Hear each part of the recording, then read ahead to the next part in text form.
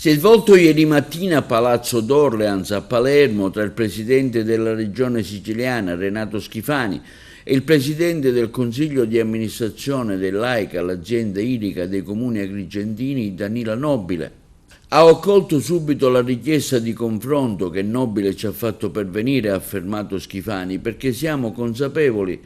del momento di difficoltà e perché c'è la volontà della regione di supportare il territorio agrigentino. I miei uffici stanno studiando una soluzione tecnico-finanziaria che sia percorribile e sostenibile e che vada incontro sia ai sindaci sia all'azienda. Il livello di attenzione del mio governo per la questione idrica di Agrigento è sempre alto, come dimostrano tra le altre cose l'intervento di anticipazione di 10 milioni di euro che abbiamo stanziato per avviare i lavori di rifacimento della rete del capoluogo e la messa in funzione del dissalatore di Porto Empedocle. All'incontro erano presenti il capo di gabinetto della presidenza della regione siciliana Salvatore Sammartano, il ragioniere generale della regione Ignazio Tozzo e il coordinatore della cabina di regia per l'emergenza idrica in Sicilia e capo della protezione civile regionale Salvo Cocina.